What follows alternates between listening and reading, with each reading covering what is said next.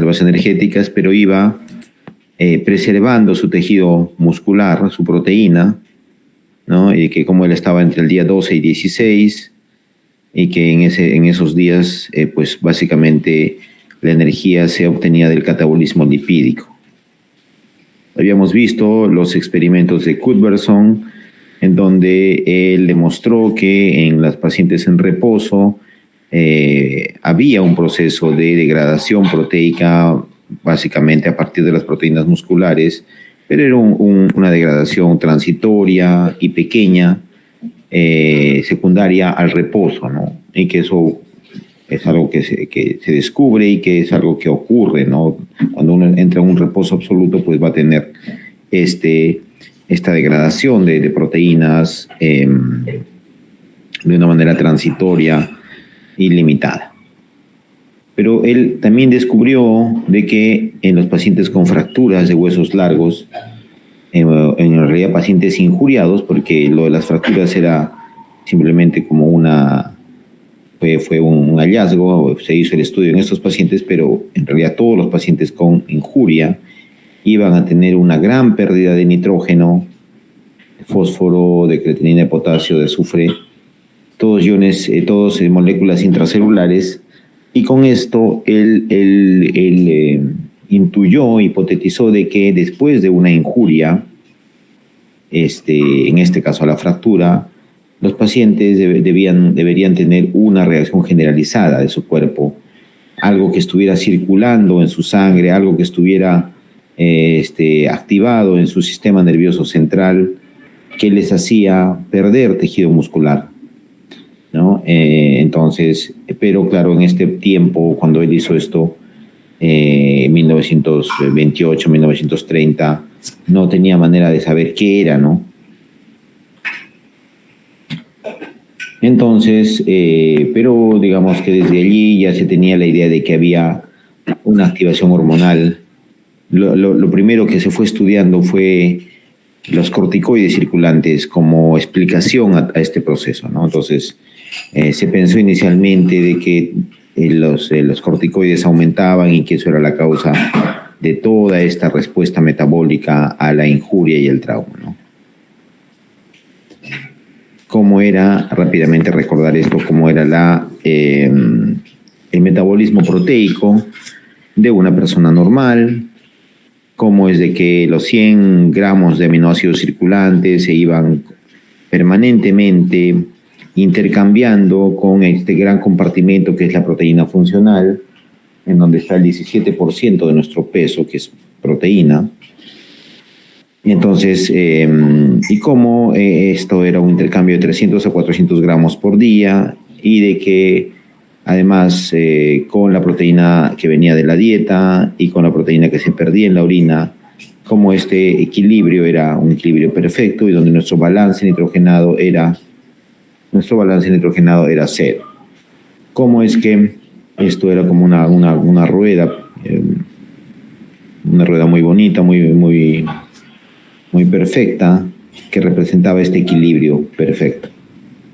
Como era en el caso de Iván, que él estaba en inanición y donde él estaba cuidando su compartimiento funcional y estaba obteniendo la energía del tejido graso. Y en este caso, como si en el caso anterior era 300 a 400, en el caso de Iván era 100 a 200 de ida y 100 a 200 de ida, y que la excreción, la pérdida urinaria de nitrógeno también era menor, y la absorción de la dieta obviamente era cero, ¿no? Entonces, aquí había una pérdida neta de nitrógeno, de proteínas, pero que era pequeña, porque el organismo trataba de que sea pequeña, ¿no? De minimizar esta pérdida en todo momento. Y como habíamos dicho de que este intercambio en Iván era como una rueda de bicicleta. Y habíamos hablado de que Hazari pues tenía otra cosa, ¿no? Él tenía una combinación de menos nutrientes y de inflamación, y que eso era la definición de desnutrición asociada a enfermedad. Y habíamos visto que en el caso de Hazari pues perdía mucha proteína, y que la síntesis de proteínas también era mucha, pero igual era menos que la degradación, y cómo se perdía gran cantidad de proteínas por la orina en forma de urea, ¿no? Y que la dieta, pues, si bien acá la hemos mantenido, en la mayoría de las veces también la ingesta es menor por el estado de enfermedad, y que seguramente el aporte de proteínas en la dieta era menor que el que dice este número. Pero igual, así fuera normal, igual la pérdida era notoria, ¿no? Y como que en Hazari, como estaba enfermo, la pérdida de proteína funcional, no se cuidaba la proteína. La pérdida de proteína ocurría desde el primer día, empezaba él a gastar su reserva funcional de proteínas. Y habíamos dicho que este intercambio en el caso de Hazari era como la rueda de un camión. Esto lo paso rápido, como el metabolismo basal está aumentado en los pacientes con enfermedad, con desnutrición asociada a enfermedad, y cómo a partir incluso de la presencia o no de inflamación se podía clasificar a los pacientes enfermos con desnutrición en 3 grupos: sin inflamación, con inflamación leve moderada o con inflamación severa. Y que en esta clase, básicamente, para entenderlo, íbamos a enfocarnos en los pacientes con inflamación severa, ¿no? Y ver cuáles son los disturbios metabólicos que nos llevaban a este estado de desnutrición.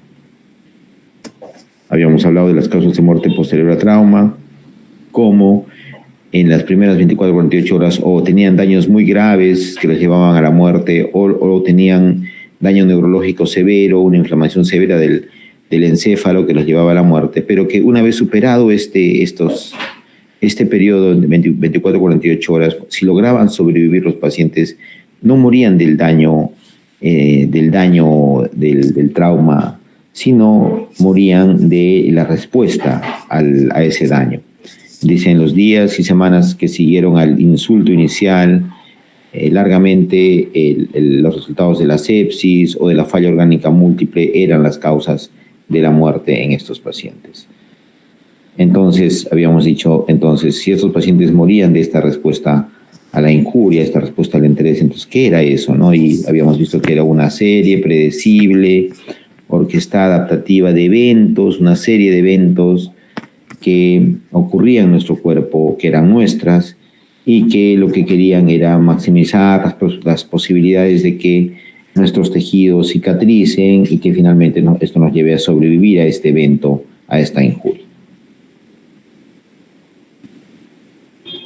Entonces creo que nos quedamos por aquí, ¿no? Habíamos hablado de que habíamos visto el experimento de Ekdahl, en donde él había demostrado de que el insulto, la injuria, producía esta activación metabólica, estos eventos metabólicos, porque ocurría de que el impulso doloroso viajaba por las vías del dolor, por los nervios periféricos, luego por la médula espinal, llegaba a la parte profunda del cerebro, al hipotálamo, ¿no? En este perro, en este caso, estaba con anestesia general, es decir, su corteza cerebral estaba anulada, y entonces aquí en el encéfalo, en la parte profunda del cerebro, en el hipotálamo, es donde se diseminaba esta respuesta hacia varios lugares. Uno de ellos era la hipófisis, la adenohipófisis, la neurohipófisis, y allí ocurría que se activaba el eje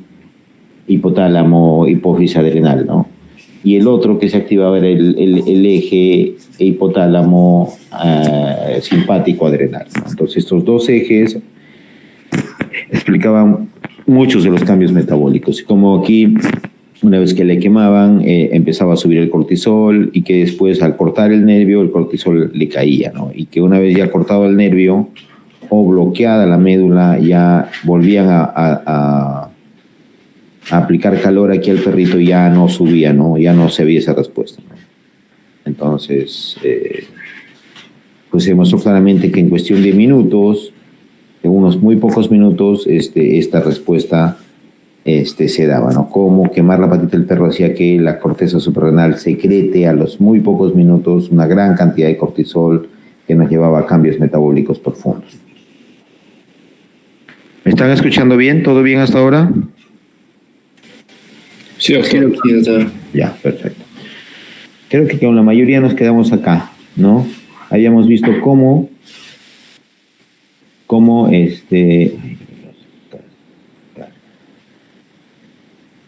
estos eran pacientes que, sometidos a histerectomía, ¿no? Entonces, ¿qué estaba pasando aquí? De que habíamos hecho un experimento con a unos dándoles anestesia general y a otros dándoles anestesia epidural, ¿no?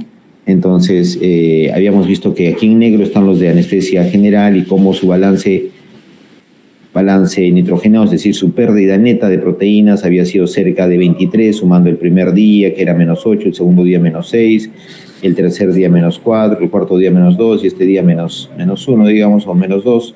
Bueno, eran como 23 o 24 gramos de nitrógeno perdido en estos 5 días, ¿no? Los balances, estos eran los balances nitrogenados, ¿no? Que eso representaba 24 por 6.25, más o menos 140, 150 gramos de proteínas por día. Yo les hacía la visualización de que eso más o menos es lo que es como que vamos a un restaurante y pedimos un corte de carne y pedimos que el peso sea 150 gramos. Es lo que ha perdido esta mujer en esos días de músculo, ¿no? Y como cuando la anestesia era epidural en color blanco, la pérdida proteica había sido -6 el primer día, -4 el segundo, y a partir del tercer día ya incluso fue positivo o un poquito negativo, etcétera, ya se normalizó, ¿no? Entonces, y como la pérdida neta en los que tuvieron anestesia epidural había sido menos de la mitad, ¿no? Más o menos 10 gramos en total. Entonces, esto nos demostraba de que el efecto metabólico, ¿no?, de permitir que esta vía quede intacta por el tipo de anestesia, nos llevaba a un efecto metabólico, digamos, menos deseable, ¿no? En donde el paciente perdía más proteínas en los días siguientes a un procedimiento quirúrgico, una injuria en realidad, ¿no? Y eso era porque habíamos dejado de que la activación del hipotálamo ocurra, entonces, a través de las vías del dolor. Y que este solo hecho explicaba esta mayor pérdida de proteínas.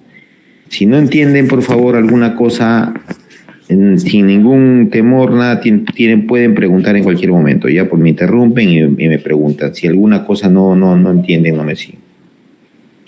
Esto de aquí es lo mismo, pero claro, es la pérdida acumulada de proteínas, ¿no? Como aquí este es el caso de la anestesia general, la pérdida acumulada es casi 24 gramos, y en el caso de la anestesia epidural, donde se bloquea el estímulo, lo que ocurría en el perrito cuando le cortaban el nervio es lo mismo, digamos, era mucho menor, ¿no? Y como solo este hecho hacía que el paciente pierda mucho menos, ¿no? Este es otro estudio. ¿Este es el mismo? No, es el mismo estudio, y en donde lo que se ve aquí es de que pues por una de las cosas que ocurrían a partir de las dos diapositivas anteriores, pues es de que el cortisol en el grupo de anestesia general, que es pues va a subir un montón, ¿no? Y va a mantener elevado por varios días. Y que en el otro grupo el cortisol más bien no sube o sube muy poco y cae muy rápidamente, ¿no? Y que a partir de allí podríamos decir que están los efectos metabólicos, ¿no? Otra cosa que también se ve aquí es como no solo el cortisol sube, sino en el grupo de anestesia general sube la glucosa, ¿no? Sube la glucosa y luego en varios días ya baja, ¿no? Y como en el grupo que tuvo anestesia epidural, donde no hubo la activación de esos ejes, porque el estímulo no viajó a través de las vías del dolor, ¿no? ¿Cómo es de que ¿dónde está esto? A ver. ¿Cómo es de que la glucosa no sube, ¿no? Entonces, y que de este hecho, como ya lo voy a volver a repetir después, es de que es frecuente cuando uno sufre un trauma en injuria que los pacientes presenten hiperglicemia, y se le llama esto la diabetes la diabetes postquirúrgica o la diabetes postraumática, que no es una diabetes, sino que es una cosa que puede ocurrir que los pacientes presenten hiperglicemia después de una injuria importante.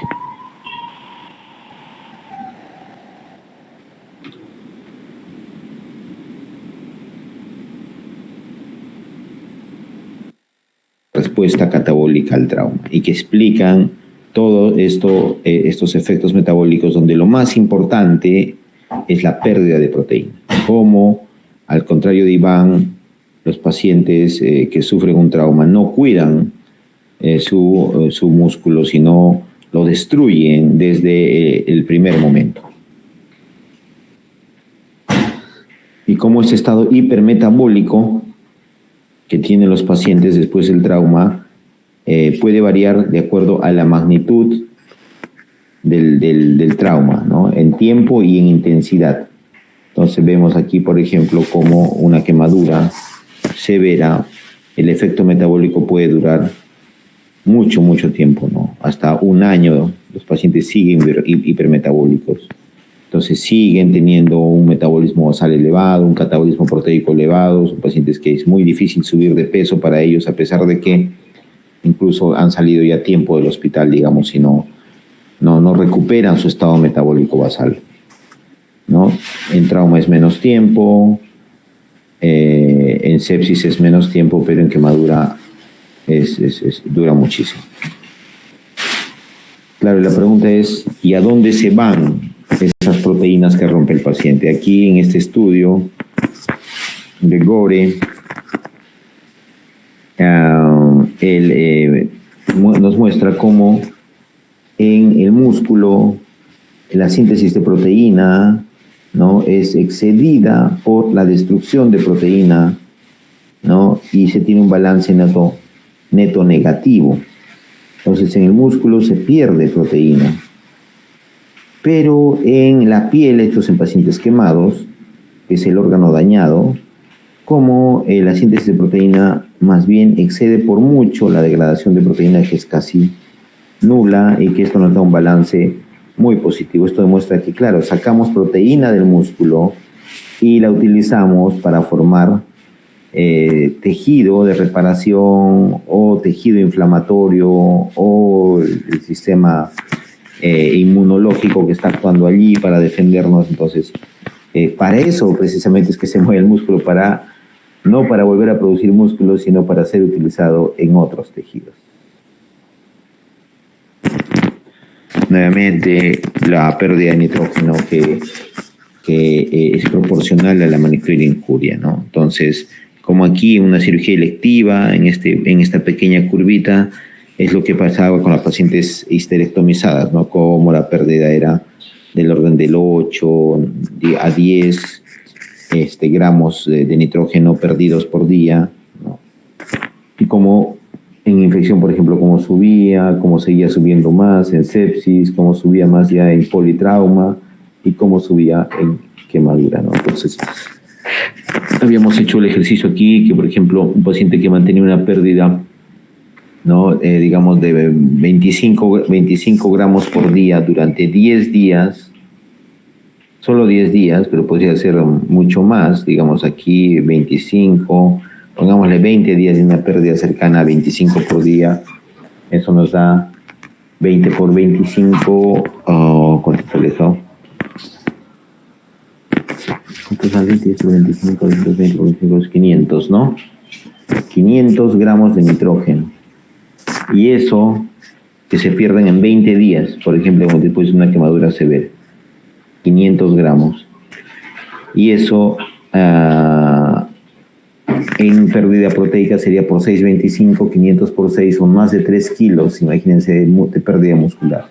Si tomamos en cuenta que una persona tiene entre 10 y 12 kilos de proteína en su cuerpo, perder 3 kilos en 20 días es perder más o menos el 25 al 30% de su tejido, de sus proteínas, ¿no?, en un proceso agudo. Y eso es muchísimo, eso los lleva a estar cerca de la muerte, sino a morir realmente por una falla multiorgánica, ¿no? Entonces, esto de la pérdida de proteínas es sumamente importante dentro del proceso patológico de una injuria aguda.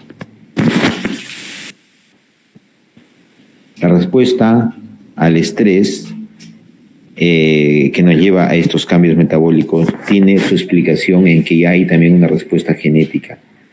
Entonces hay una activación de genes que nos llevan a un estado hipermetabólico. No solamente ya es una respuesta, digamos que ya automática de nuestros órganos, de nuestro tejido endocrino, sino ya se empiezan a expresar genes que mantienen esta respuesta por mucho tiempo. Bueno, y aquí les presento a dos de los principales efectores de esta respuesta a la injuria. Uno es el eje hipotálamo pituitario adrenal, ¿no? Y el otro es el eje simpático adrenal, ¿no? Entonces, aquí, por ejemplo, vemos de que el estímulo doloroso llega al hipotálamo y luego allí en el cerebro profundo, cerca del hipotálamo, se produce la CRH, que es la corticotropin releasing hormone, y esta activa la secreción de ACTH por parte de la adenohipófisis, y esta es la que sale a la sangre y llega a la corteza adrenal y produce la secreción de cortisol, ¿no?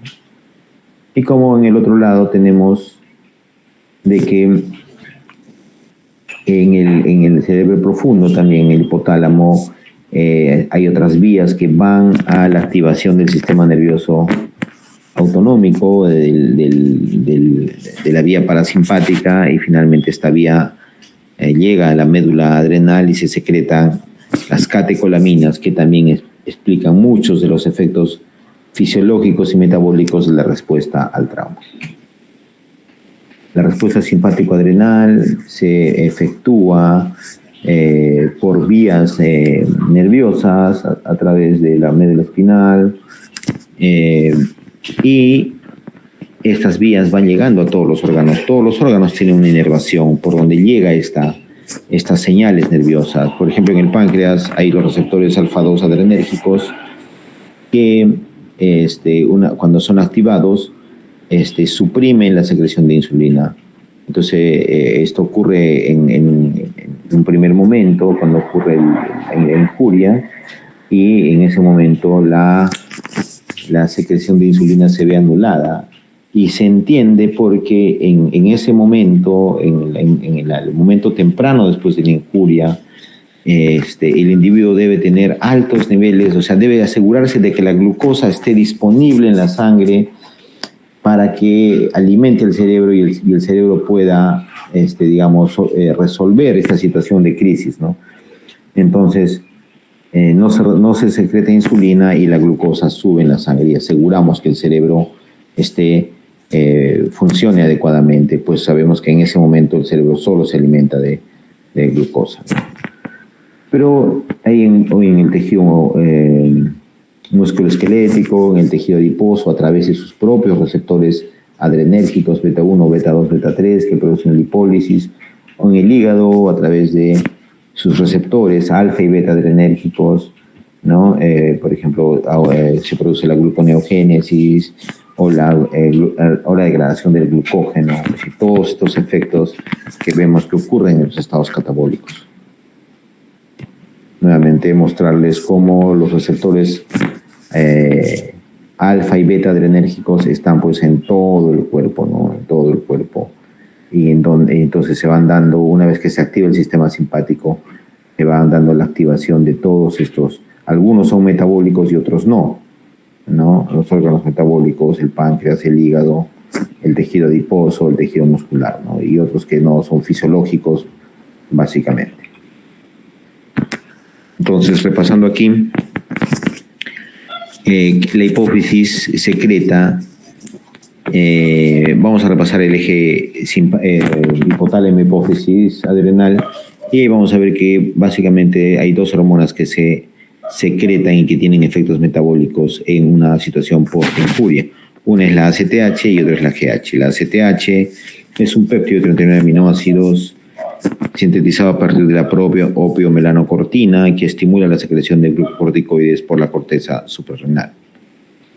Y el otro es la GH, la Growing Hormone, la hormona del crecimiento, que su efecto en este caso pues no tiene que ver con crecimiento, sino que actúa a través de unos factores similares a la insulina, insulin-like growing factors en inglés, que se producen en el hígado y en el músculo en respuesta a la GH y que promueve los efectos metabólicos catabólicos, como son la lipólisis, la glucogenólisis, y tiene efectos antiinsulínicos también. En la hipófisis posterior,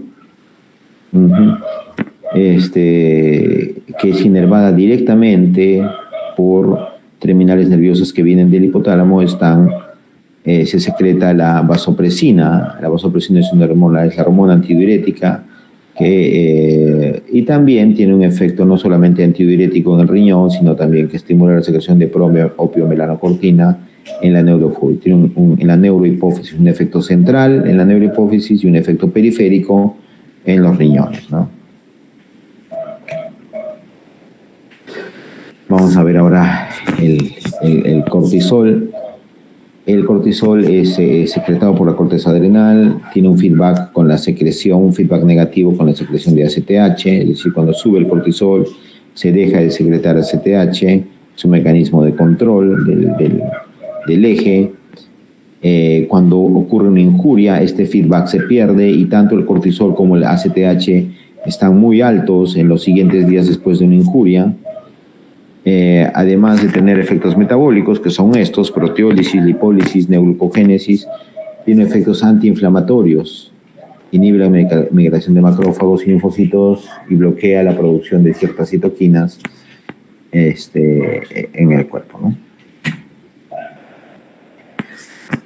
Otra hormona muy importante, que al contrario del cortisol, que se activa y tiene un efecto, que su efecto se potencia en una situación post-injuria, la insulina más bien o no se produce, no deja de producirse como en el momento temprano después post-injuria, o cuando ya se produce, no tiene, sus efectos intracelulares se bloquean por un estado que se llama resistencia a la insulina. Entonces sabemos que la insulina es una llave que la produce el páncreas y que esta llave abre la puerta para que la glucosa pueda entrar dentro de las células.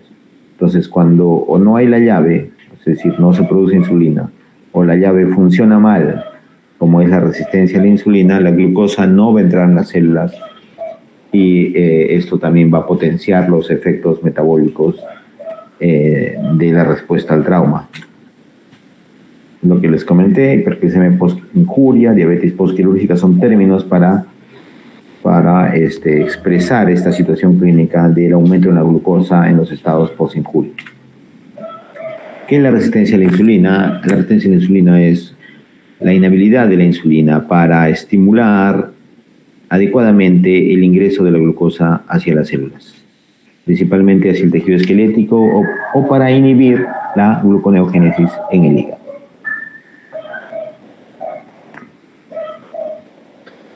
Bueno, ¿y todo esto para qué, no? ¿Para qué se activan estos dos ejes, el simpático adrenal, el hipotálamo hipófisis adrenal? Y tienen todos estos efectos metabólicos. Pues lo que buscan estos ejes son sostener a este otro eje. Entonces, en la respuesta al trauma hay tres sistemas que se activan, tres respuestas: la simpático adrenal, la hipotálamo hipófisis adrenal y la respuesta inmunitaria. Entonces, la respuesta inmunitaria requiere mucho sustento, mucho soporte, ¿no? Que se lo dan las otras dos.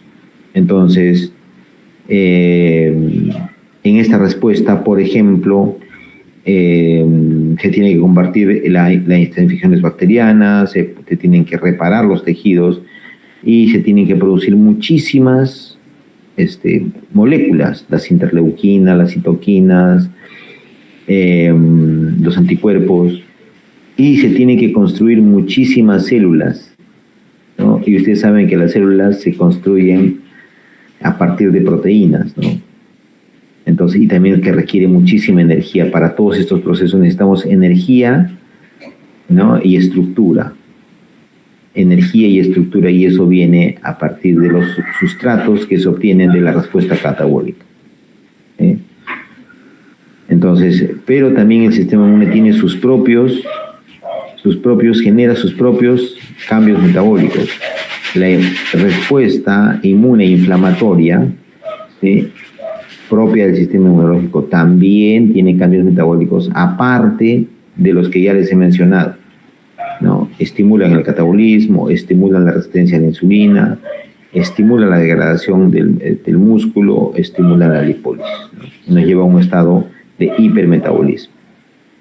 Los tres ejes que les mencioné, el simpático adrenal, hipotálamo hipófisis y el sistema inmune, nos lleva a un estado de hipermetabolismo.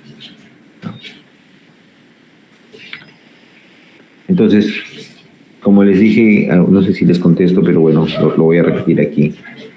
Nuestro organismo, nuestra especie, en realidad es algo que compartimos con todos los mamíferos y con muchas especies superiores, animales superiores, que tenemos que lo único que tenemos para sobrevivir fuera, digamos, de la civilización es nuestra respuesta, la respuesta a la injuria.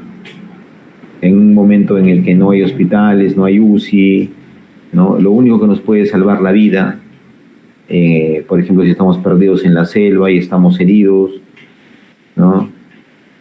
O vivimos en otra época donde no hay civilización, o somos animales en África, lo único que tenemos para que nos salve es esta respuesta a la injuria, ¿no? Y la respuesta está hecha para que cuando el daño sea leve, moderado, podamos curar los tejidos, curar el daño y sobrevivir. Pero cuando el daño es muy severo, más bien nuestra respuesta inmune, nuestra respuesta a la injuria, la activación de estos tres ejes nos van a ayudar a morir. Entonces, porque la respuesta va a ser muy, muy severa, ¿no? Y comentarles, por ejemplo, de que algo que nosotros vemos mucho en la parte quirúrgica, un ejemplo que nos pinta esto muy bien. Tenemos dos amigos, y los dos jóvenes les da apendicitis y peritonitis. Entonces los llevamos a sala, al primer amigo, le operamos el apendicitis, le aspiramos la pus, le lavamos la cavidad, le dejamos un dren, y este muchacho sale muy mal. Va a UCI, sale con un proceso, una respuesta metabólica, un proceso inflamatorio muy, muy, muy severos.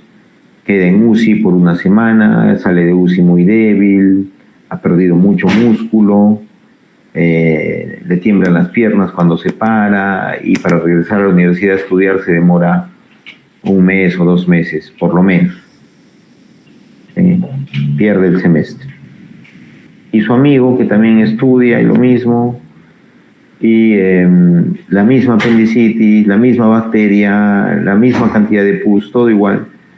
Y igual le lavamos, le quitamos el apéndice, todo muy bien, igual. Y este muchacho sale a piso, sale muy bien, al día siguiente se para, quiere comer, a los 2 días se va a su casa, y a la semana él quiere volver a la universidad. ¿Qué cambió? ¿Qué fue diferente? ¿Qué fue diferente en estos dos muchachos? Lo único que cambió, porque todo lo demás fue igual, la misma apendicitis, la misma bacteria, la misma cantidad de pus, fue su respuesta. Entonces, uno de ellos, idiosincráticamente, era algo propio de él, tenía una respuesta que era muy grande, y el otro tenía una respuesta muy modulada. Entonces, en cierto modo, si él no hubiera tenido el apoyo de UCI, no hubiera vivido en el tiempo en el que vivimos, ¿no? Probablemente hubiera muerto. O si se hubiera operado, por ejemplo, hace muchos años donde los servicios de cuidados intensivos y de soporte y de apoyo que hay ahora no hubieran existido o no existían en ese tiempo, probablemente hubiera muerto. ¿Sí? Entonces es el caso de que un daño grande genera una respuesta grande y eso puede matar al paciente.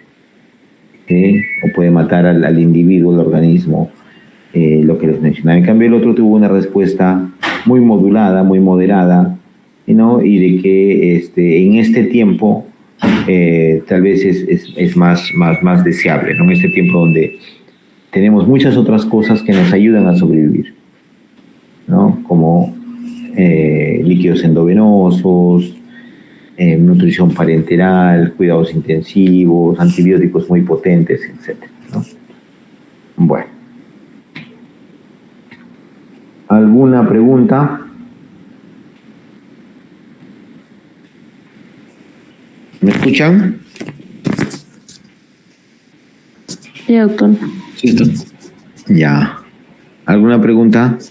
Pregunten ahora o callen para siempre.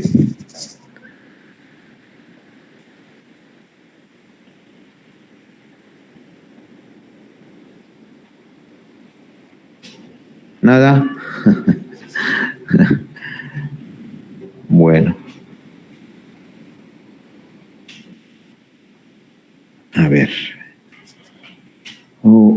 Ya. Bueno, vamos a la siguiente, ¿ya?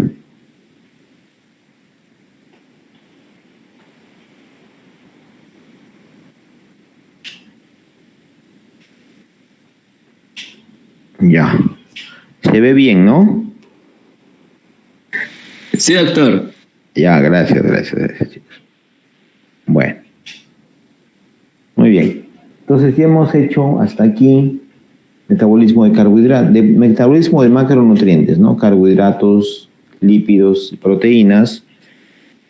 Hemos hecho una integración del metabolismo en situaciones de inanición y de enfermedad. Y ahora vamos a hacer, bueno, el otro gran grupo que es de nutrientes, que son los micronutrientes. Entonces, vamos a tratar de hacerlo rápido. Igual saben que tienen el libro, tienen que estudiar de allí. Yo creyera que todo lo que estamos estudiando está en el librito que les recomendé, y lo único que no está allí es esto de desnutrición asociada a enfermedades, esta clase que acabamos de terminar, y que eso sí tendrían que repasarlo, digamos, de la ponencia para las preguntas del examen, ¿ya? Bueno, muy bien. Entonces los nutrientes se clasifican en macronutrientes y micronutrientes. Los micronutrientes son nutrientes que se ingieren en pequeñas cantidades y que también se encuentran en pequeñas cantidades en nuestro organismo, ¿no? Y que tienen unas funciones que no son ni energéticas ni estructurales, ¿no? Son funciones reguladoras. Básicamente ese es el rol de los micronutrientes, ser reguladores. Entonces, los micronutrientes se clasifican en tres. Número uno, las vitaminas. En dos. Número uno, las vitaminas. Y número dos, los minerales. Las vitaminas son compuestos orgánicos, ¿no? Y los minerales son compuestos inorgánicos, ¿sí? Las vitaminas se dividen en liposolubles e hidrosolubles, y los minerales se dividen más bien en tres grupos, ahora sí, que son los minerales principales, número uno, número dos, los oligoelementos, y número tres, los elementos sin función biológica conocida. Los principales son aquellos minerales que se encuentran en una mayor cantidad en nuestro organismo, mayor a 5 gramos en total, y que sus requerimientos también son mayores a 100 miligramos día. Aquí tenemos el sodio, el potasio, el cloro, los electrolitos de la sangre, el calcio, el fósforo, el magnesio y el fierro. Y los oligoelementos son aquellos que tienen requerimientos menores a 100 miligramos día y una presencia menor en el organismo, menor a 5 gramos. Aquí tenemos el arsénico, el cobalto, el cromo, el cobre, el molibdeno, el manganeso, el níquel, el selenio y el zinc. Sí. Son compuestos que tenemos que ingerir en una cantidad muy mínima, pero que cumplen una función conocida. Y estos últimos aquí, elementos sin función biológica conocida, no son elementos que no tienen ninguna función, no se han encontrado aún ninguna función, y que en algunos casos son resultado de la exposición a ambientes contaminados, por ejemplo el mercurio, el cadmio, el plomo. El cadmio y el plomo son metales pesados, ¿no?, que se pueden acumular en el organismo y causar procesos patológicos importantes.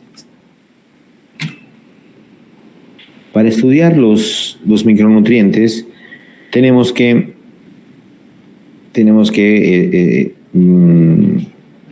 entender varias cosas, ¿no? O sea, para estudiarlo primero tenemos que entender que hay un nivel adecuado, nivel o estado adecuado, ¿no?, de la cantidad del micronutriente que circula en la sangre o cantidad adecuada del micronutriente que se encuentra en el organismo almacenada de alguna manera. Entonces, su nivel sanguíneo y su almacenamiento o su reserva deben ser adecuadas, ¿no? Y a partir de allí ya entendemos que hay depresión, deficiencia, lo vamos a ver, o sobredosis, toxicidad, que son estados en donde están en menos o en más en nuestro organismo. Un nivel adecuado significa de que las concentraciones de micronutriente están dentro de un rango de referencia local o internacional y no hay, entonces, plasma normal, su concentración plasmática es normal y no hay signos clínicos o síntomas relacionados con sus déficits. La depresión es cuando hay un balance negativo, es decir, hay una pérdida, una disminución de las reservas de este micronutriente. Acuérdense siempre que los balance es igual lo que ingresa menos lo que egresa, ¿no? Entonces significa que de algún modo estamos perdiendo este micronutriente, es balance negativo, pero aún no tenemos síntomas ni signos, y que en la sangre vamos a encontrar que el nivel del micronutriente es bajo, pero sin un efecto metabólico, ¿no? Solo lo único que hay en este estado es de que hay un balance negativo y un nivel sanguíneo bajo de micronutriente, pero sin clínica, ni en clínica evidente, digamos, al examen físico, ni clínica evidente en los otros exámenes de sangre. Y deficiencia es cuando ya hay un balance negativo también, como en otro caso, pero aquí ya pueden haber síntomas o signos, o puede haber ya una concentración plasmática baja más un efecto metabólico, es decir, ya algunos análisis de sangre van a salir mal, ¿no? Así no haya síntomas y signos, pero ya va a haber, digamos que en la sangre vamos a poder encontrar efectos metabólicos. Sobredosis es lo mismo que depresión, pero para el otro lado hay un aumento en la concentración plasmática, pero todavía no hay ningún efecto metabólico. Y toxicidad es cuando hay un aumento en la sangre, pero ya hay síntomas y signos clínicos evidentes y efectos metabólicos claros. Muy bien. Otra cosa a considerar antes de estudiar los micronutrientes es entender cómo se encuentran esto, lo que nosotros decimos la normalidad. Cómo decimos cuál es el nivel sanguíneo adecuado y cómo podemos saber cuál es la ingesta adecuada, porque hay algo que digamos que debe ser recomendado, ¿no? Todos los nutrientes tenemos que decir lo que la población debe ingerir es tanto, ¿no? Y miren, y no solo eso, sino también en algún momento tendríamos que decir como médicos lo que en este estado patológico, por decirlo, los pacientes de UCI deben recibir tanto, ¿no? O sea, no es lo mismo los estadios, los estados de nueva enfermedad versus los estados patológicos, y sobre todo si son estados patológicos críticos, ¿no? En general no se conocen los requerimientos en los estados patológicos críticos, o se conocen poco, pero algo sabemos de los estados de no enfermedad, cuánto deben recibir los pacientes. Y esto se obtiene a través de estudios estadísticos, en donde, por ejemplo, ¿cómo sabemos cuánto es lo normal? Pues los niveles normales en la sangre, digamos. ¿Cómo sabemos cómo es lo normal? Entonces agarramos y cogemos una población, hacemos un muestreo probabilístico y medimos los niveles de un micronutriente X en esa población. Y con ello armamos una distribución normal, una campana de Gauss, y allí vemos cuánto es la mediana, cuánto es las desviaciones estándar, ¿no? Más 2 y menos 2 desviaciones estándar, cosa que entre lo que está entre menos 2 y más 2 es el criterio de normalidad, ¿no? Más 2 y menos 2 desviaciones estándar. Entonces, y luego podemos hacer lo mismo para esta gente que está sana, que tiene concentraciones en este rango, cuánto ingiere estas personas, cuánto ingieren de ese micronutriente. Ahí tendremos que medir el micronutriente en la dieta de esas personas. Y vamos obteniendo esto que está aquí, ¿no? Tenemos una media de cuánto ingieren de ese micronutriente una población sana, ¿no? Eso será nuestra media, moda y mediana, ¿no? Que coincide cuando es una distribución normal perfecta, y que nos da este indicador que se llama el requerimiento estimado promedio, en inglés Estimated Average Requirement, AR, que es el nivel estimado de la ingesta nutricional para cubrir los requerimientos de la mitad de los individuos sanos en una población determinada. Entonces, pero obviamente esto es un estimador, un valor referencial, porque lo que nosotros no queremos es que la mitad de la población reciba el nutriente, sino casi toda la población, digamos, ¿no? Entonces, en este grupo usa mucho en Europa la RDA, que es la ración dietaria recomendada, o en inglés Recommended Dietary Allowance, o ración, allowance es ración, ¿no? Ración dietaria recomendada. Entonces, recomiende ración dietaria recomendada, ¿no? Y eso lo usan en Europa, la RDA. Y esto es algo que está hecho para que el 97.5% de los individuos sanos reciban una dosis o una ración adecuada para que cubra sus requerimientos, ¿no? Entonces, solo queda por fuera el 2.5% de la población, digamos.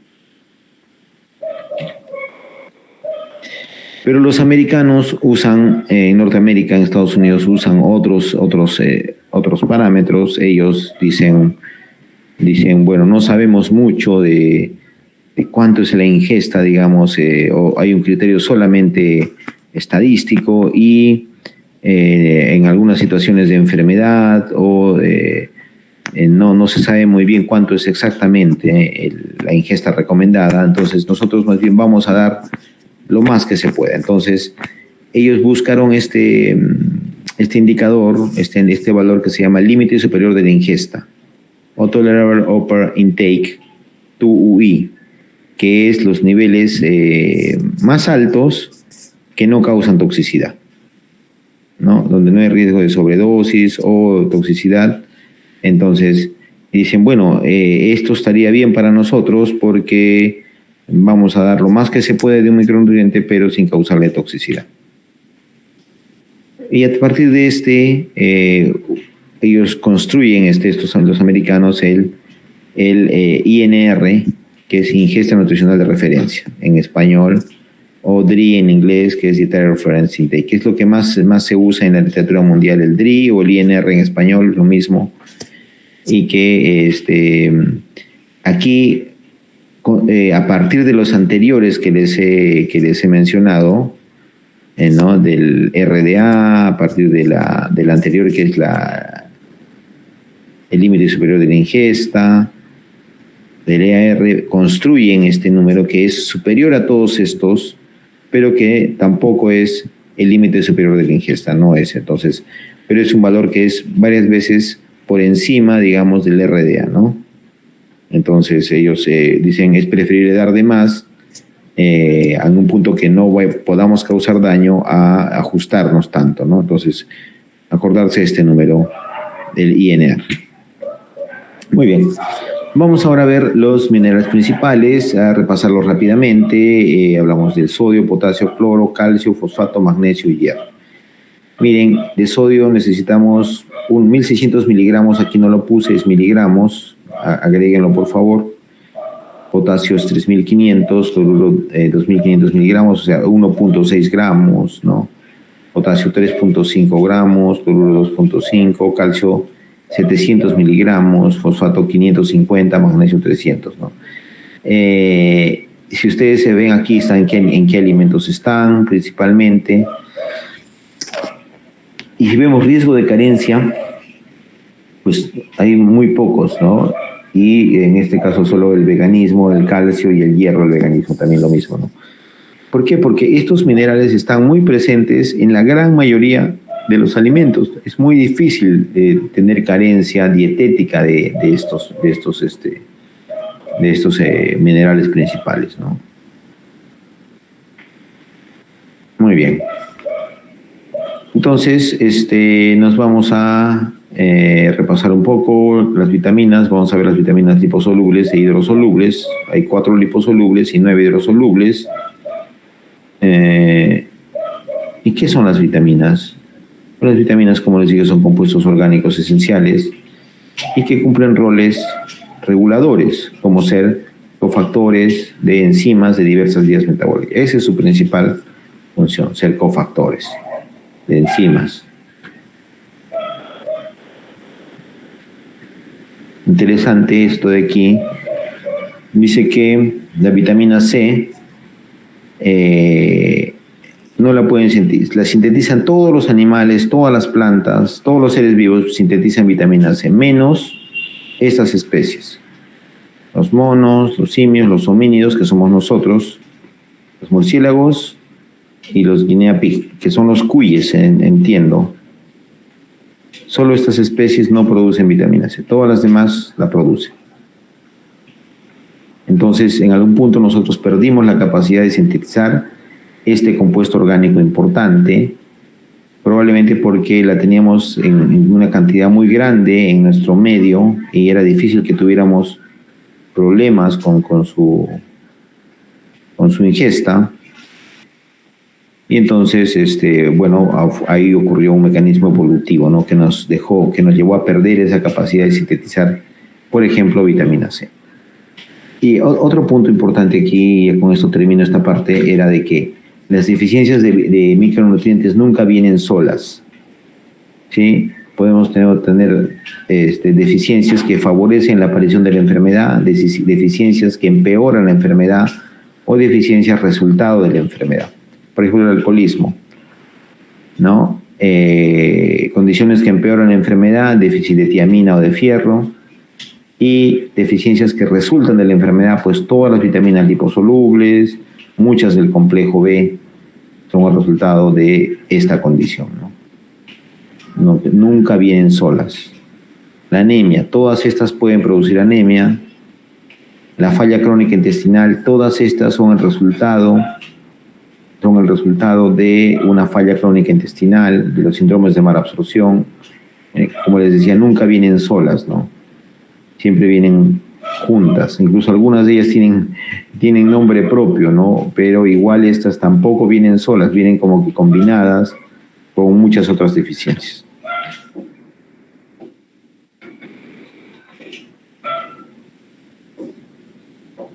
La obesidad, por ejemplo, se ha visto de que hay muchas deficiencias de micronutrientes que se creen que podrían empeorar la condición, y lo que se ha estudiado es de que los pacientes con obesidad consumen dietas que son pobres en nutrientes, ricas en energía, pero pobres en nutrientes, ¿no? Y ahí les quería comentar, por ejemplo, un alimento que es lo que le llaman los alimentos, calorías vacías, ¿no? Por ejemplo, el azúcar o las gaseosas, ¿no? Son solo calorías, saborizante y ni una vitamina, ni un elemento, ¿no? Ni un oligoelemento, no proteínas, solo calorías vacías, ¿no? Ricas en energía, pero pobres en nutrientes, ¿no? Por ejemplo, la quinoa, ¿no? O la papa, que también es rica en energía. Pero la papa tiene muchas otras cosas más allá de carbohidratos, ¿no? Tiene fibra, tiene carbohidratos, tiene proteínas, no en cantidad importante, pero tiene potasio, tiene vitaminas, tiene oligoelementos. O sea, los alimentos de la naturaleza, tal cual vienen a la naturaleza, más bien son alimentos ricos en nutrientes, ¿no? Y eso es una recomendación para nosotros y para nuestros pacientes. Siempre recomendarles eso, comer lo que la naturaleza da tal como lo da. ¿Sí? Ahí vamos a encontrar alimentos ricos en nutrientes. Y volviendo a esto, lo mismo, ¿no? Como seguramente la última fase de este curso miraremos cada una de estas enfermedades y cómo los micronutrientes, los déficits de los micronutrientes, pues, son múltiples para cada uno de estos procesos patológicos. Ya, vamos a avanzar rápidamente. ¿Alguna pregunta? ¿Me escuchan? Sí. Sí. Sí, doctor. Bueno, se siente raro, ¿no? Dar una clase otra vez desde aquí, porque cuando estamos cara a cara, pues es mucho mejor, ¿no? En todo sentido, porque yo les puedo ver la expresión, los veo si están aburridos, si bostezan, si algo les llama la atención, y eso también me enriquece a mí, ¿no? Me enriquece a ver qué parte de la exposición les gusta y qué parte no. Entonces, sí, eso es muy, muy bonito, mucho mejor. Pero bueno, no queda de otra. Estamos un poco atrasados, así es que tenemos que avanzar, ¿ya? Ok, vamos aquí. Las vitaminas hidrosolubles rápidamente también, y luego las lipo y acabamos, ¿ya? Hidrosolubles son estas, el complejo B y la vitamina C. Todos hagan el ejercicio, repetir conmigo. La B1 se llama tiamina, la B2 riboflavina, la B3 niacina, la B5 ácido pantoténico, la B6 piridoxina, B7 biotina, B9 folato y B12 cobalamina. Esto es algo que debe estar en nuestra memoria siempre, ¿no? Es algo que hay que acordarnos de todas las vitaminas del complejo B. Y la vitamina C, el ácido ascórbico, ¿no? Entonces, ¿qué es el complejo B? Son coenzimas. Por ejemplo, la B6 es coenzima de 140 enzimas y el ácido pantoténico es la coenzima de 4% de las enzimas del cuerpo. Son precursores directos, y en otro caso, si no son coenzimas, son precursores directos de sustratos metabólicos. El ácido pantoténico es precursor de la coenzima A y la niacina es un precursor de la ribosa, por ejemplo. Entonces, el complejo B es un conjunto de compuestos que son ubicuos, que participan en muchos procesos metabólicos. Esto es la producción de energía, ¿no? Miren, de piruvato acetil-CoA, la B1 la B2. Del NAD al NADH, la B3, la B5. En la vía del oxalacetato, la B7, ¿no? Y así, bueno, podemos decir B3 y B5 aquí en el ácido cítrico, B1, B2, B5, B2, etcétera, etcétera, ¿no? Etcétera. Entonces, en la cadena de transporte de electrones también otras tantas, B2, B3, B5, etcétera. Entonces, están en muchos lugares, en muchos procesos como cofactores, ¿no? En las vías en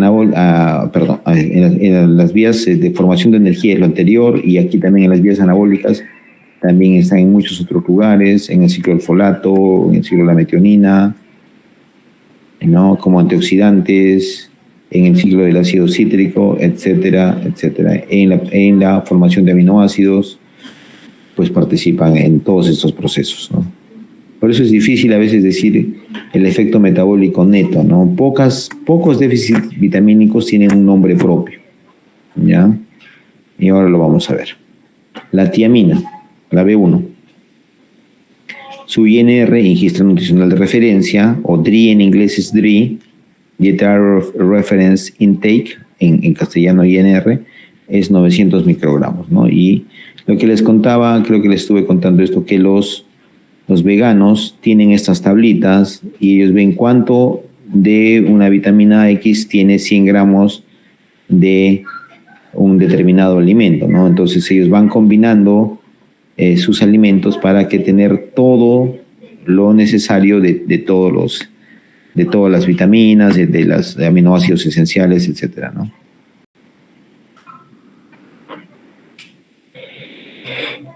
Un pequeño repaso aquí de todo lo que participan la T1 y sus efectos metabólicos más importantes. Diagnosticar el déficit de tiamina es difícil. Se necesitan exámenes muy complejos de hacer en laboratorios usuales, ¿no? Por ejemplo, dice evaluación de la transcetolasa, de la actividad transcetolasa en los eritrocitos, o medir la concentración de tiamina y fosfato en los eritrocitos a través de cromatografía líquida. Estas cosas son difíciles de hacer. Entonces, cuando nosotros lo que tenemos que tener es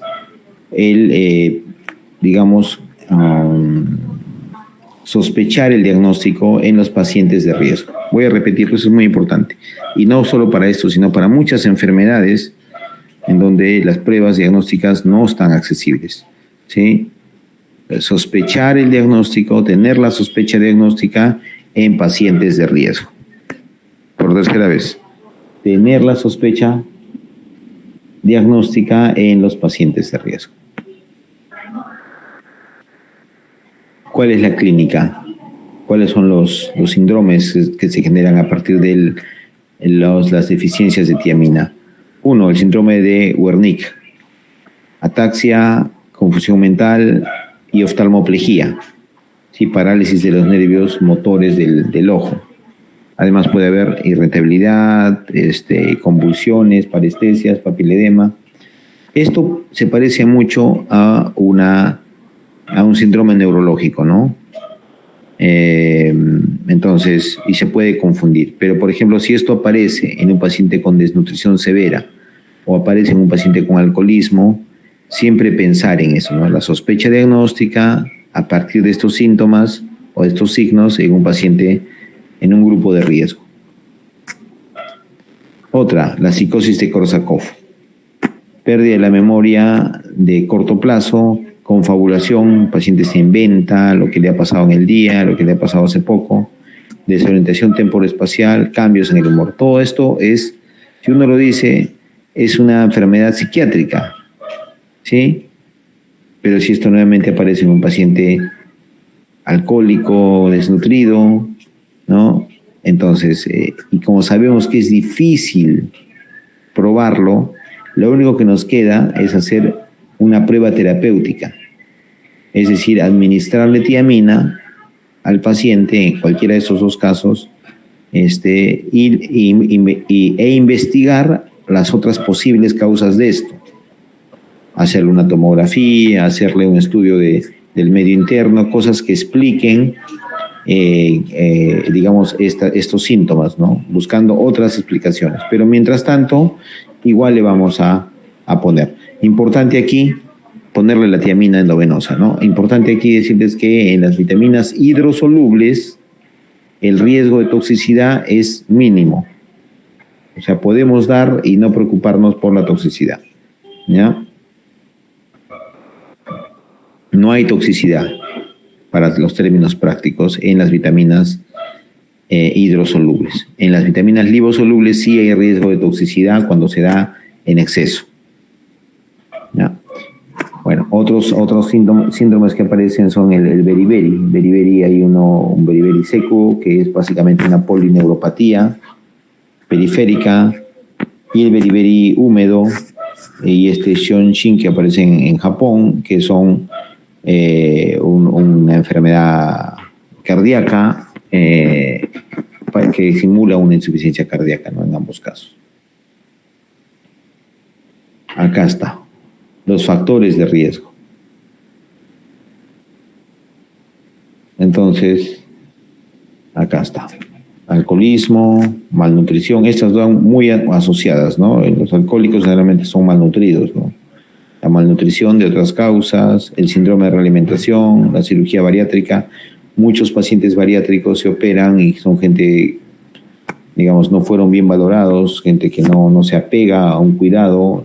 El paciente bariátrico debe ser un paciente disciplinado, debe ser un paciente muy responsable, que va a venir a sus controles, pero bueno, ocurre que a veces se selecciona mal al paciente y se hace cirugía bariátrica a un paciente que no tiene las condiciones psicológicas, y es gente que se pierde, que se les opera y aparecen 2 o 3 años después sin haber tomado sus vitaminas, sin haber tomado el fierro, por ejemplo, sin haber hecho un cuidado nutricional.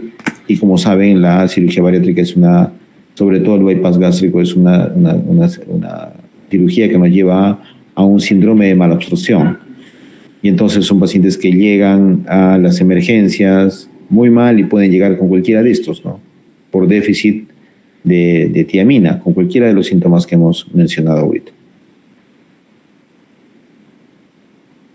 Los pacientes críticos también, porque consumen muchos de sus reservas de micronutrientes. El paciente crítico, los requerimientos en general son mayores, no se conoce exactamente, pero se sabe que son mayores y las reservas se depletan, se utilizan, y pueden aparecer también estos síndromes carenciales de estas vitaminas.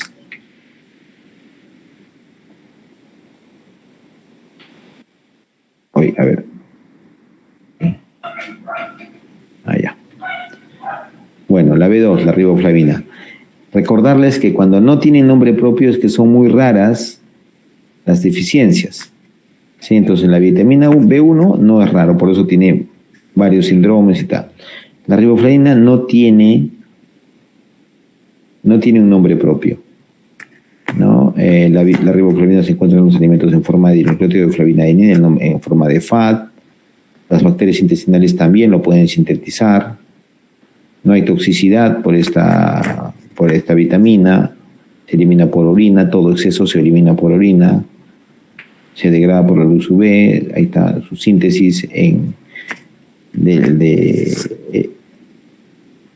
es la síntesis de NAD a partir del triptófano, participa allí, síntesis de metionina, metabolismo del folato, absorción y utilización del hierro. Su carencia nos lleva, en general aquí les voy a contar algo, todas las del complejo B afectan la piel, las mucosas y el sistema nervioso central.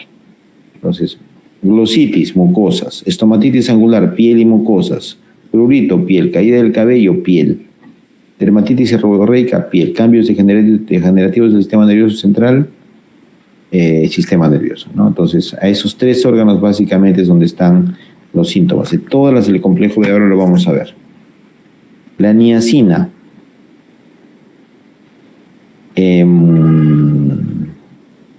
Acá había una enfermedad que se conoce como pellagra, ¿no? Que ese es el déficit. Es rara ahora, pero la vamos a averiguar. Se conoce como niacina, es el precursor del NAD y el NADP, es un precursor de la síntesis del ADN. Su carencia nos lleva a esta enfermedad llamada pellagra, que es la enfermedad de las 3D, diarrea, dermatitis y demencia. Igual. En este caso la diarrea podría ser por las mucosas, ¿no? Mucosas, dermatitis, piel y demencia, sistema nervioso central. Hay otros síntomas, la onicolisis, la glositis, la estomatitis angular, lo mismo. Este tipo de dermatitis en collar es típica de la pelagra, o la dermatitis en guantes también es otra forma típica de la pelagra, ¿no? En pacientes con desnutrición, en poblaciones con desnutrición por factores ambientales, ¿no? Las fotos que encontré en el internet, mucha gente de conflictos en el África, donde hay hambrunas por problemas políticos y militares. La queilitis, son estas heridas aquí en los labios. La estomatitis angular, la boquera que le llaman, las aftas orales, la dermatitis seborreica, este aspecto de papilado de la mucosa lingual, la glositis, la alopecia difusa, trastornos en las uñas. Muy bien. Ácido pantoténico. Es el precursor de la coenzima A, su carencia es rara y está presente en la gran mayoría de los alimentos.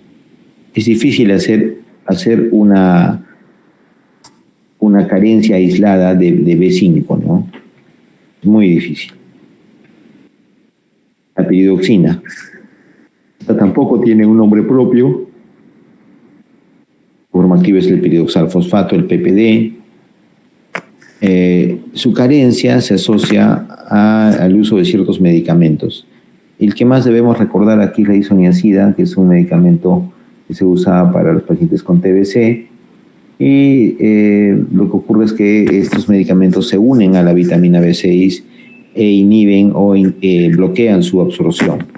Lo mismo, síntomas neuropsiquiátricos y síntomas mucosos, ¿no? Confusión, irritabilidad, depresión, glositis, aftas, estomatitis. La biotina, también aquí participan las bacterias intestinales en su aporte, la dieta también. Su función es participar en el catabolismo de los aminoácidos y la gluconeogénesis y síntesis de ácidos grasos. Lo mismo, síntomas neurológicos, síntomas epiteliales, en una condición rara, no tiene un nombre propio. Ese sí es muy importante, el folato.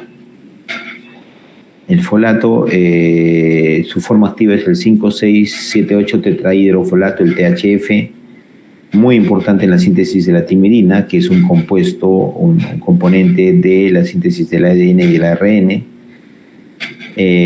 Su depósito no suele durar mucho, una parte se acumula en el hígado hasta 15 miligramos.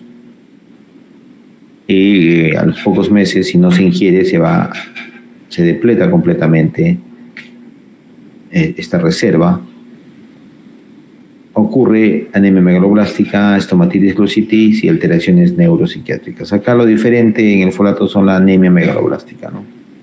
Porque todas las series sanguíneas, al no producirse adecuadamente ADN, ARN, no ocurre la maduración de este tejido. Entonces los tejidos de rápido recambio, que son las células hematopoyéticas y las células de la piel y de las mucosas, son las que se ven más afectadas, ¿no? Por último, la cobalamina. Esta es, todas las vitaminas del complejo B se absorben relativamente rápido, pero esta la B12 tiene un proceso de absorción que es complejo. Y que, como ustedes ven, la ingesta nutricional de referencia es 1.2, pero la gran mayoría de alimentos tienen mucho más de eso. O sea, su falla no está. Miren, el huevo, una yema de huevo, 7 miligramos, ¿no? Bueno, el hígado, 75 miligramos. Bueno, ya está. O sea, no va a ser un problema de que no haya en la dieta. El problema con la cobalamina es de que su absorción es compleja. Primero tiene que ser separada de la proteína a la cual viene unida, ¿no? Por la pepsina en el hígado, luego se une a una proteína que se llama haptocorrina en el estómago. En el estómago también se produce el factor intrínseco. Luego es nuevamente separado de esta haptocorrina y recién se une al factor intrínseco y así es absorbida, ¿no? Unido al factor intrínseco. Entonces, como ven, esta unión, separación de varias proteínas hace que en algún punto esto pueda fallar y deje de absorberse, ¿no? Entonces, por eso es de que es relativamente, comparativamente con otras vitaminas, más frecuente su déficit. Es una molécula grande y compleja y contiene un ion de cobalto. ¿Ya? Sus funciones es en el metabolismo del folato y en la mielinización neuronal. En realidad, esta es la más grande de las proteínas del complejo, de las vitaminas del complejo B. Y esto, al ser una molécula grande y compleja, hace que su absorción sea difícil, ¿no? Como ya les mencioné. La reserva puede durar hasta 2 años. Se produce anemia megaloblástica, nuevamente síntomas epiteliales y síntomas neurológicos. Por último, la última vitamina hidrosoluble, la vitamina C.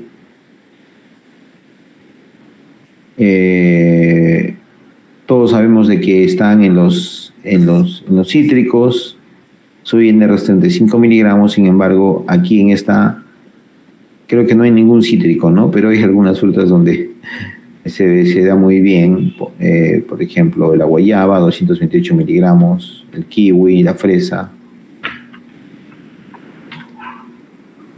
Es un antioxidante, la vitamina C. Es el principal antioxidante hidrosoluble. La enfermedad de su carencia se llama escorbuto y en esta enfermedad hay una síntesis defectuosa de colágeno. Y lo que ocurre es hemorragias de las encías, hemorragias perifoliculares y en otros lugares como las articulaciones.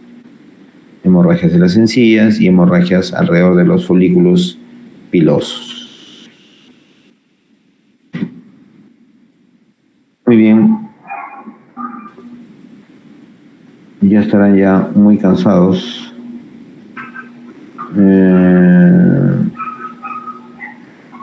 A ver. Ya, lo vamos a poner acá ya. 5 minutos más de hidrosolubles y nos vamos.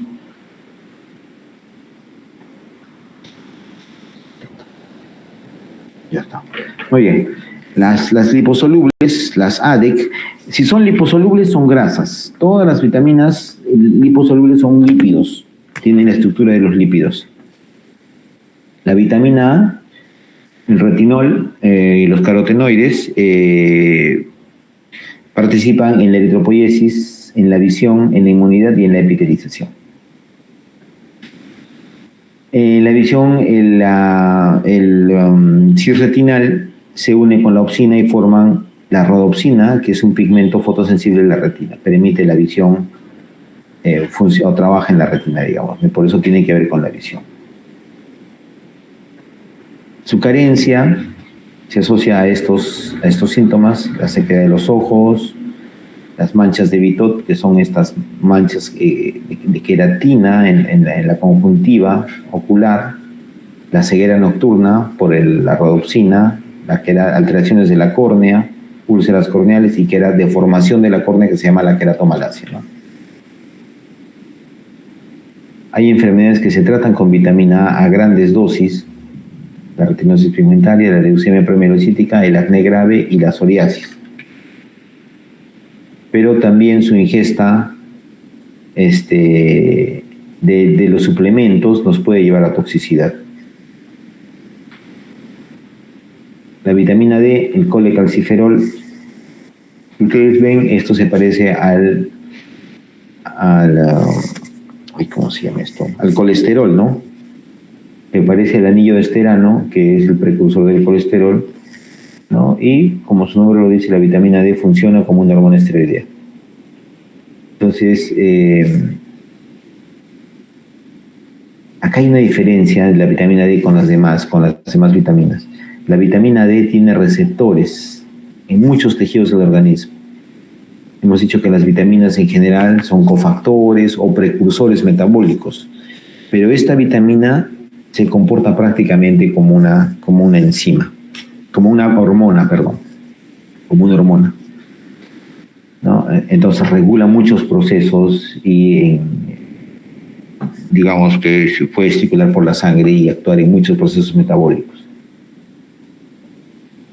La mayor parte de la vitamina D se sintetiza endógenamente en la dermis por la luz ultravioleta.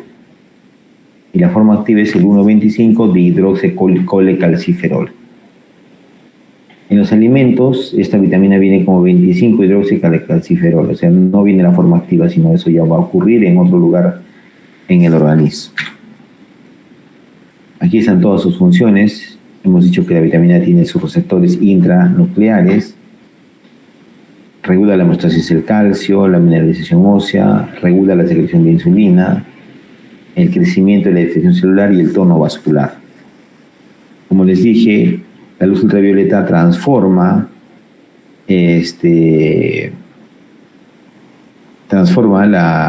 estadios previos, digamos, precursores en metabolitos que después se van a convertir en la vitamina D3, ¿no?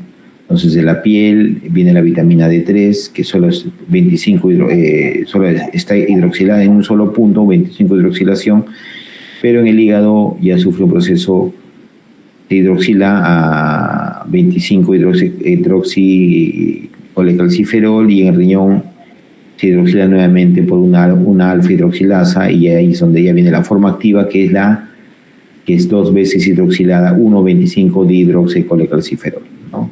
Y ahí es donde cumple sus efectos metabólicos, uno en el intestino, aumenta la resorción de calcio, en el hueso aumenta la resorción, aquí es la absorción y aquí es la resorción de calcio en conjunto con la paratormona, y finalmente lo que logran estas es aumentar los niveles de calcio y fósforo en la sangre. Ese es el objetivo de la vitamina D en cuanto al metabolismo del calcio y el fósforo, ¿no? Su carencia es la deficiencia más frecuente en el mundo y nos lleva a dos procesos en el hueso. En el hueso, uno es el raquitismo en los niños y la osteomalacia en los adultos, ¿no? Lo que ocurre aquí es que los huesos no se mineralizan, solo tienen una matriz proteica y por eso son como huesos muy, muy elásticos que se deforman con mucha facilidad. Lo que les comentaba, ¿dónde están los receptores de la vitamina D? Miren, en el páncreas hay receptores, en el músculo, en el hígado. ¿Cuáles son los factores de riesgo para la deficiencia de vitamina D? La enfermedad renal crónica, o sea, la hidroxilación ocurre en el riñón, la segunda hidroxilación, entonces ahí es donde hay el riesgo, ¿no? En los lugares donde no hay sol por el tema de la producción de vitamina D, que tiene que ver con la luz ultravioleta, la piel pigmentada, el confinamiento, también los veganos y la lactancia materna exclusiva más allá de los 6 meses de vida. La vitamina E es el principal antioxidante liposoluble del cuerpo. Tiene un grupo hidroxilo que neutraliza al electrón libre que tiene los radicales libres. Los radicales libres se forman a partir de las reacciones químicas con el oxígeno. El oxígeno, el 90% del oxígeno se va a formar agua a través de la cadena del transporte de electrones. Y el 10% forma unos intermediarios reactivos, ¿no? Derivados del oxígeno, y algunos de ellos son radicales libres. Por ejemplo, el O2 o el radical hidroxilo, ¿no? Pero el peróxido o el ion hidroxilo, el peróxido de hidrógeno y el hidróxido son compuestos reactivos del oxígeno, pero no son radicales libres, ¿no? Y finalmente, después de este camino, también llegan al mismo lado, pero en el camino pues se crearon muchas de estas sustancias reactivas. ¿Cuál es el problema? El problema es que estas sustancias, los radicales libres, reaccionan con los tejidos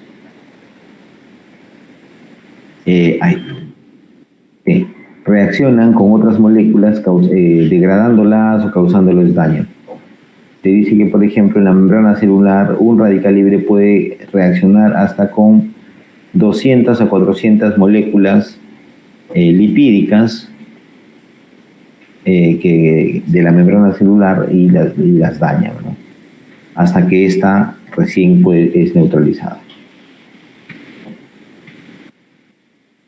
Muy bien. Nosotros, es decir, que no hay manera de evitar que se formen los radicales libres. Los radicales libres se van a formar de todas maneras en nuestro cuerpo, y de hecho hay un nivel adecuado de su producción. Pero tenemos nosotros dos maneras de neutralizarlos. Una es con moléculas de bajo peso molecular y otra es con moléculas de alto peso molecular. Con las moléculas de bajo peso molecular, básicamente son sustancias que se unen a los radicales y los neutralizan. Ahí tenemos la vitamina C y la vitamina E, que son estas dos vitaminas, son antioxidantes. Y otras más, ¿no?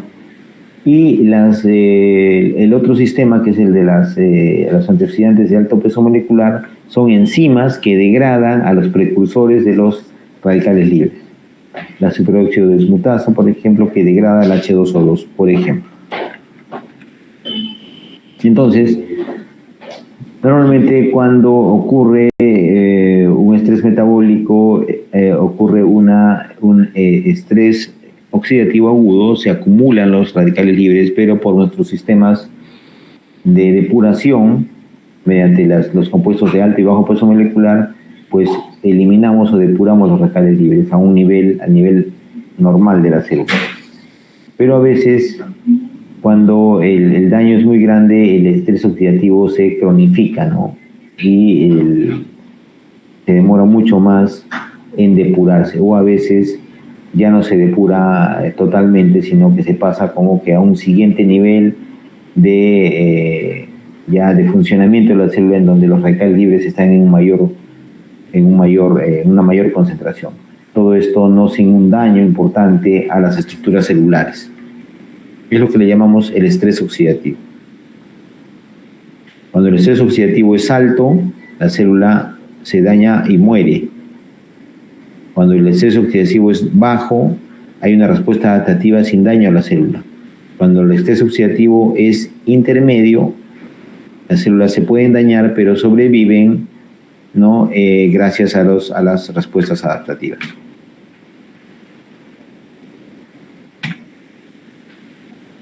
Muy bien, la carencia de esta vitamina se asocia a daño neurológico, anemia hemolítica, y es importante en recién nacidos. Por último, la vitamina K. La vitamina K es un cofactor esencial de la enzima alfa-carboxilasa que carboxila el glutamato en los factores de la coagulación, ¿no? En el factor 2, 7, 9 y 10, y también en las proteínas de S. Los depósitos duran una semana, se excretan por la orina y por la bilis. Entonces su carencia básicamente nos va a dar trastornos de la coagulación que se pueden medir en el tiempo de protrombina. Entonces, probablemente esta es la que más vemos nosotros en la práctica clínica, por un TP prolongado, y ahí lo que le damos es vitamina K durante 3 días endovenoso, y con esto corregimos el tiempo de protrombina, ¿no? Muy bien.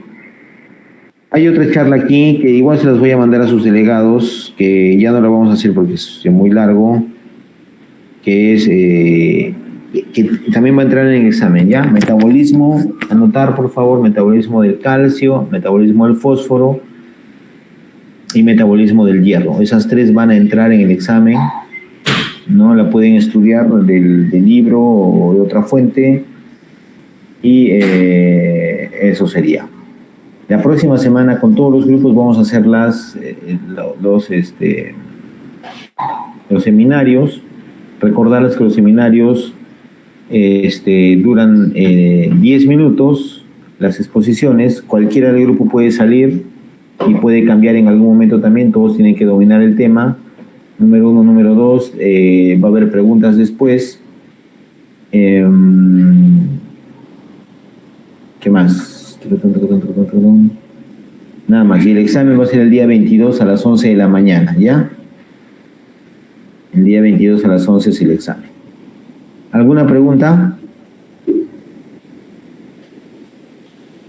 ¿Aló? Doctor, una consulta. Sí. Doctor, mencionó el metabolismo del calcio, del fósforo y de qué más. ¿Podría... El hierro.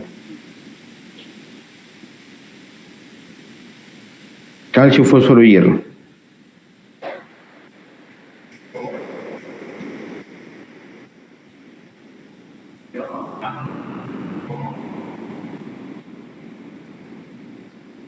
Doctor, una consulta. Sí. En caso de las exposiciones a los seminarios, ¿solamente una persona va a exponer o...? No, o sea, puede empezar una persona, el que yo diga. Luego digo cambio y entra otra persona. La nota es grupal, ¿no? O sea, lo que haga el compañero que le toque es la nota que va a tener el grupo.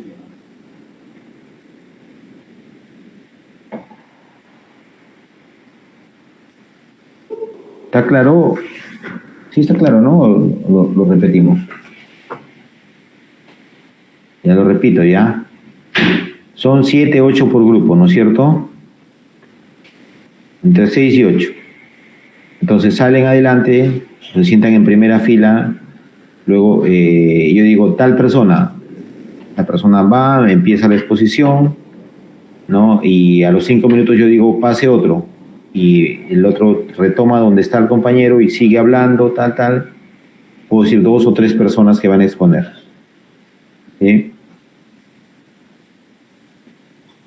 Y después va a haber preguntas, yo les voy a hacer preguntas, sus compañeros también, y ahí también pueden participar los que no han participado si quieren mejorar su nota grupal, ¿no? Hay una nota grupal promedio, ¿no? Que es de la exposición, y una nota también de la participación de cada uno, ¿no?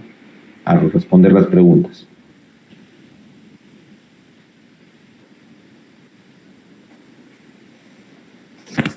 Otra pregunta. Doctor, una pregunta. Sí. Doctor, no sé si de casualidad tendrá el libro Disculpe, entonces, ¿qué en capítulos PDF? del libro? No, lo pueden buscar el libro en PDF, que se llama Curso Crash Metabolismo y Nutrición. Ya. Yo voy a llevar ahora, yo tengo un libro, si gustan de los capítulos que le pueden sacar copias, yo se los voy a prestar. Puede venir un delegado a buscarme el día lunes al IREN y se lo doy. El libro para que lo fotocopie los capítulos que van a entrar, que son el capítulo 2, Introducción al Metabolismo, Metabolismo de Carbohidratos, que es el 3, Metabolismo de Lípidos, que es el 4, Metabolismo de Proteínas, que es el 5, y luego Micronutrientes, creo que es el 7, 8.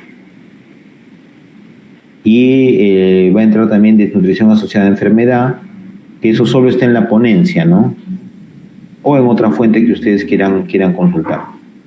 El examen es, son cosas básicas, ¿no? Digamos, no voy a tomar cosas así rebuscadas, nada, ¿no? Si han hecho bien fisiología y bioquímica y se han acordado mucho con el curso de esas cosas, pues yo creo que no van a tener problemas.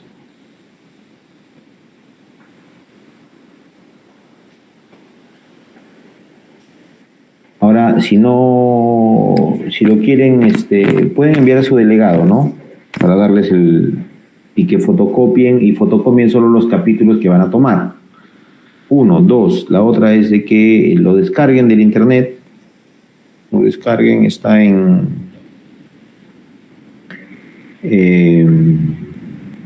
pongan así, curso Crash, Metabolismo, Nutrición, y ahí aparece.